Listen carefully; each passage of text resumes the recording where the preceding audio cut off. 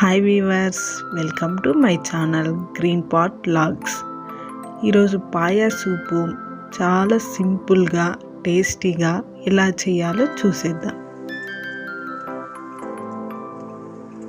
ముందుగా పాయా ముక్కలకు పచ్చివాసన రాకుండా ఉండాలంటే 1/2 టేబుల్ స్పూన్ ఉప్పు, 1/2 టేబుల్ స్పూన్ పసుపు వేసి బాగా కలపాలి.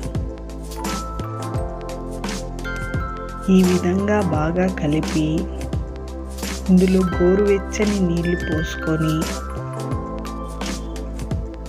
బాగా క్లీన్ చేసుకోవాలి.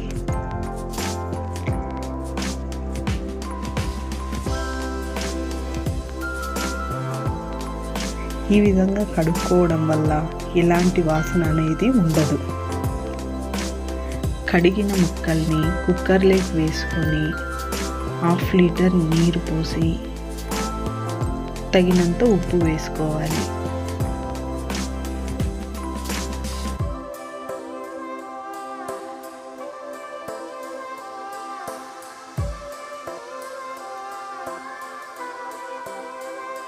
ఆరు నుంచి 7 విజిల్లు వచ్చేంత వరకు బాగా ఉడికించుకోవాలి.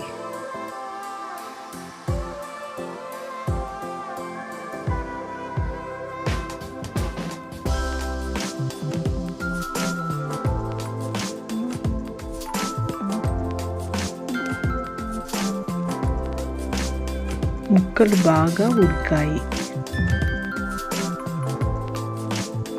ముక్కల నుండి నీరుని వేరు చేసుకొని ఇందులో 1 టేబుల్ స్పూన్ మిరియాల పొడి, తగినంత ఉప్పు వేసి బాగా మరిగించాలి. మీడియం ఫ్లేమ్లో 5 నిమిషాలు ఉడికించుకుంటే సరిపోతుంది.